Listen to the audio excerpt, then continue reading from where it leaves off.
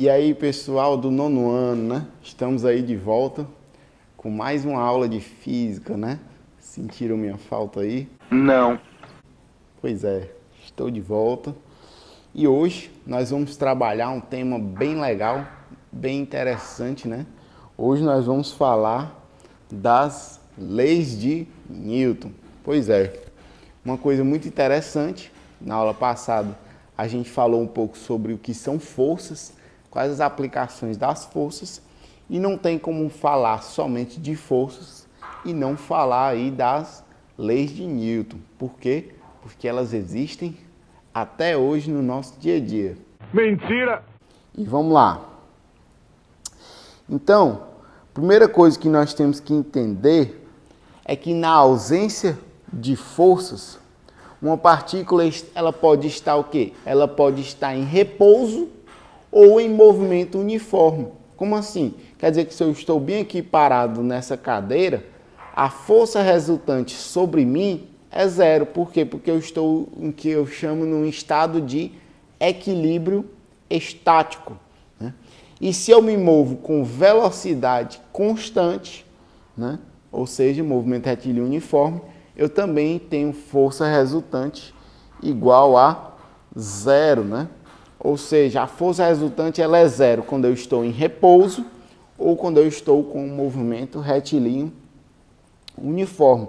Essa é uma característica que existe, pessoal. É por isso que quando você está, por exemplo, dentro de um ônibus ou dentro de um carro e o carro está com velocidade constante, você não tem uma sensação de que tem alguma força ali puxando. Agora, se o carro faz uma curva ou dá uma freada ou acelera, aí você sente forças atuando sobre você. Então, é aí que nós chegamos na primeira lei de Newton, que também é chamada de princípio da inércia. Isso significa que um ponto material isolado possui velocidade vetorial constante.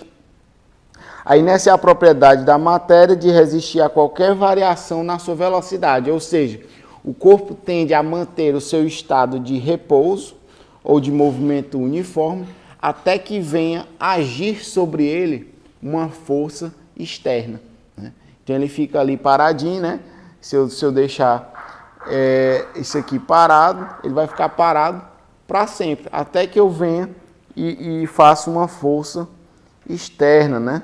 Sobre o corpo. Um corpo em repouso tende por inércia a permanecer em repouso, né? Coloque lá um objeto sobre uma mesa, ele tende a ficar ali parado, até que você vá lá e mexa na mesa. Um corpo em movimento tende por inércia a continuar em movimento. Quem aqui já ficou dentro de um ônibus e o ônibus dá uma freada, o que acontece? Todo mundo vai para frente. Por quê? Exatamente por causa aí do princípio da inércia, que se o ônibus está em movimento, você também está em movimento com ele, fazendo com que você seja jogado aí para frente. Ah, agora eu entendi! Aqui a imagem, o exemplo, né? A pessoazinha, o ônibus freando e a pessoa sendo empurrada aí para frente, né? Quando o carro freia, né? Tendem por inércia a prosseguir com a velocidade que tinham. Olha o carro aqui freando aqui, ó. Aí o cara vai e voa, né? O carro dá uma batida. Em acidentes, infelizmente, é a inércia que causa a morte das pessoas, porque o carro bate e a pessoa, se ela não está de cinto de segurança, por isso que é importante usar cinto de segurança, porque o cinto ele lhe prende ali em segurança quando acontece uma batida ou uma freada brusca, né? Por isso, sempre use o cinto, porque a inércia ela pode aí te matar, né? Outros exemplos aí, né? Aqui a batida, ó, né?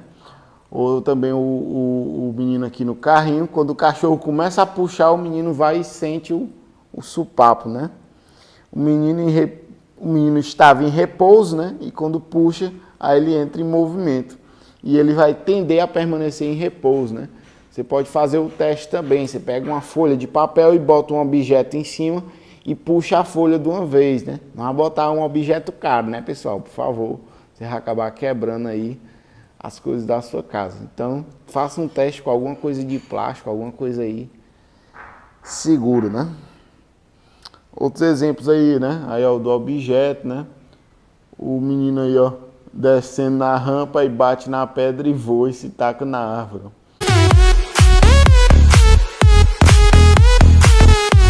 Aqui o do objeto aqui, ó, o cara batendo na pedra, ou o burro parando, o cara voa, né? Então todos esses são exemplos de que a inércia existe, né? Então a inércia do corpo está relacionada com o quê? Com a sua massa e com a sua velocidade. Isso mais na frente vai trazer o conceito aí de quantidade de movimento, né? Então quando comparamos dois corpos, o corpo que tiver maior massa terá maior inércia, ou seja, o que é mais fácil? É mais fácil eu parar um carro ou um caminhão? Com certeza é mais fácil parar um carro, porque um caminhão tem uma massa tão grande que para você parar um caminhão é preciso uma força muito maior. Ou seja, porque a inércia do caminhão é muito maior do que a do carro. Da mesma forma, por isso que é mais fácil empurrar um carro do que empurrar um caminhão. Quando comparamos dois corpos, o corpo que tiver maior velocidade terá maior inércia aí também, né? Então, quando a resultante das forças não é nula, verifica-se o quê? Uma alteração na velocidade. E a força resultante deixa de ser aí zero, né? Ela passa a ser diferente de zero. Ou seja, quando um corpo sofre uma força, ele já não tem mais resultante zero. Ele adquire automaticamente aí uma aceleração. E esse é o princípio da segunda lei de Newton, que é a lei fundamental da dinâmica, né? A resultante das forças aplicadas em uma partícula é igual ao produto de sua massa pela aceleração adquirida, né? Essa fórmula é a que meu professor de física costumava chamar de Francinete, meu amor, né? Que a força resultante é a massa vezes a aceleração, né? Então, ó, a força e a aceleração possuem o quê? Possuem a mesma direção e o mesmo sentido, né? São vetores aí que têm aí a mesma direção e o mesmo sentido. E aí, ó, se aplicarmos um exemplo aí, né? Se aplicarmos uma força a um corpo de 1 kg de massa, né? Colocado sobre uma superfície plana, sem atrito, e ele adquirir uma aceleração de 1 metro por segundo, diremos que a intensidade da força é de 1 newton. Por quê? Porque eu vou multiplicar, ó. Na fórmula a massa é 1 e a aceleração é 1. 1 vezes 1 é 1. E aí a unidade de medida de força é o newton, né? Então a gente só precisa aí multiplicar, né? Entenderam aí? Beleza. E por fim nós chegamos aí no princípio da terceira lei de Newton. Por quê? É o princípio da ação e reação, né? Se toda vez que um corpo A exerce num corpo B uma força, esse também exerce em A outra força, de tal que essas forças têm o quê? Tem a mesma intensidade, tem a mesma direção, né? Que na direção horizontal ou na direção vertical, mas elas têm sentidos contrários, né? Sentidos opostos. Mas elas têm a mesma natureza, sendo ambas de campo à distância ou ambas de contato. Então, duas forças, elas têm a mesma intensidade, né, o mesmo valor numérico, mas elas têm sentidos contrários. É por isso que eu chamo de ação e reação, porque eu empurro e ele empurra de volta. Quando você empurra uma parede, ou quando você está em pé no chão, né? A sua força pesa, ela lhe puxa para baixo e o chão lhe empurra de volta, com a força que a gente chama de força normal, né? Olha um exemplo aí, né? Quando o canhão dá um tiro na bala, olha só, ele atira e a bala empurra ele de volta, fazendo ele recuar, né? Quando você dá um tiro aí no Free Fire aí, né? No PUBG, né? Free Fire não presta não, PUBG é melhor. Quando você dá o tiro aí no PUBG, e aí a arma sofre aquele recuo, né, de tiro, aquilo ali é física, pessoal. Os caras estudaram física para criar o jogo. Por quê? Porque se a arma não tivesse o recuo, como a do Free Fire, que é mal feita, e aí o jogo não se torna muito realista, né? Então o canhão empurra a bala e a bala empurra o canhão, né? olha aqui outro exemplo, né?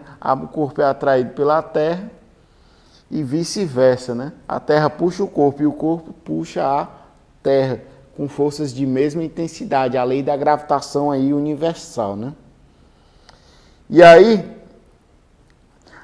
se eu tenho duas bolas aqui, ó, elas entram em choque, ó, aí o que acontece? A reação é que uma vai rebater a outra, né? A bola A faz força sobre a B e a bola B faz força sobre a A. E essas forças têm as mesmas intensidades, né? A pessoa empurra o chão e o chão empurra a pessoa. Aí, ó, o foguete, né? O foguete sobe, mas ele ejeta gases para baixo, né? Ou seja, ação e reação também.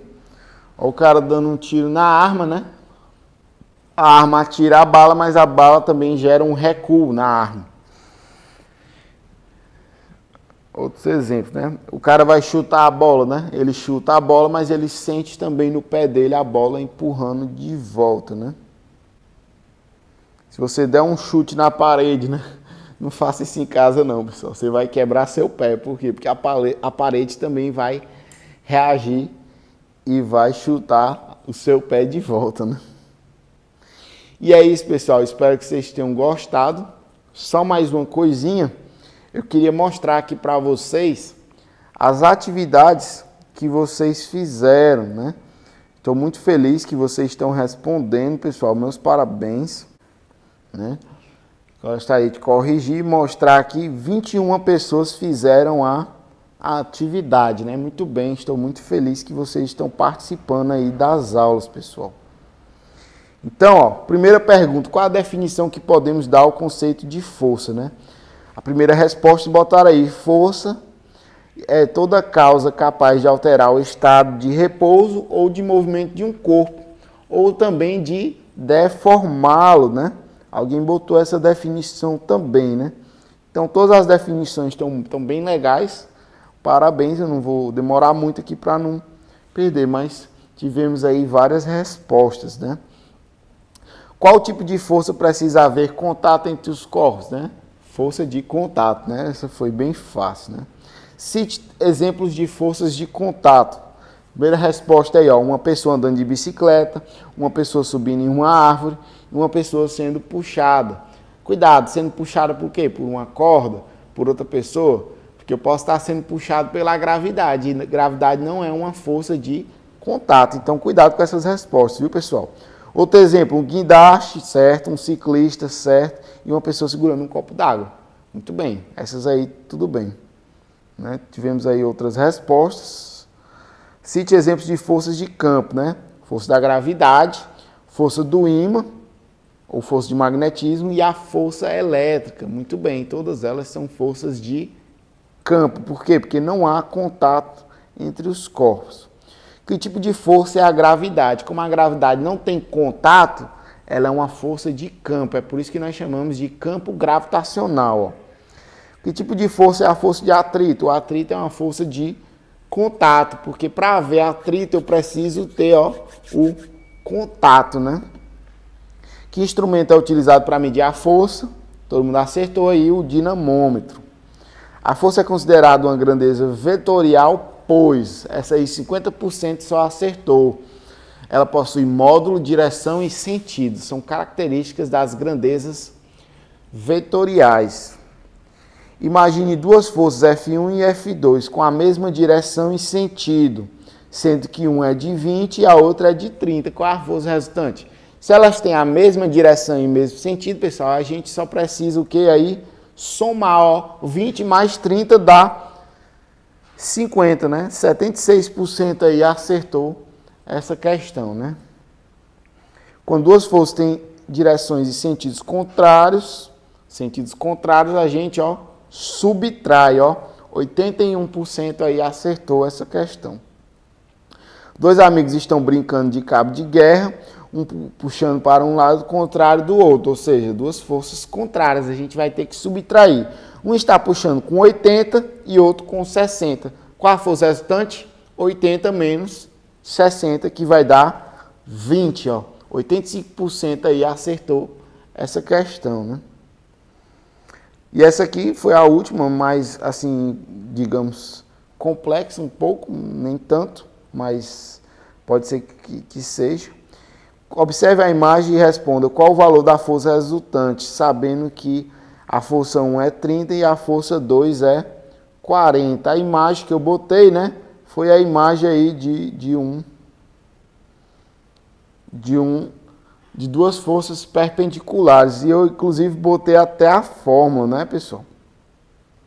Então, o que vocês vão fazer? Vocês vão fazer aí o cálculo, né? Como é que fica? Vocês vão fazer que a força resultante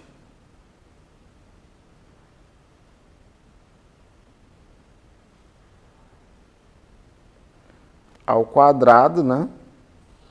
É igual a quê? É igual a 30 ao quadrado mais 40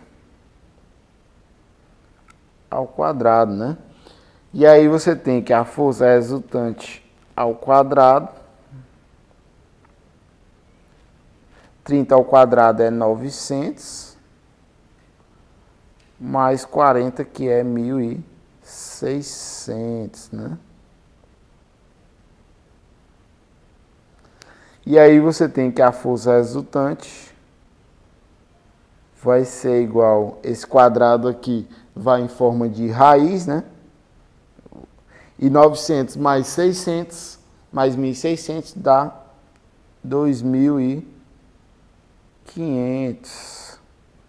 E quanto é a raiz de 2.500 é igual a 50 newtons, né? Essa aí foi a resposta dessa questão aí 50. Vamos ver se vocês acertaram. Vamos lá. Então aí, muito bem. A maioria, 57% aí acertou essa questão, né? Acertou, ah, miserável. Então, pessoal, mais uma vez, obrigado aí. Tenham todos um bom dia. Espero que vocês tenham gostado da aula. Não esqueça de deixar o like aí no vídeo se você gostou. E dúvidas e comentários também são aceitos, né?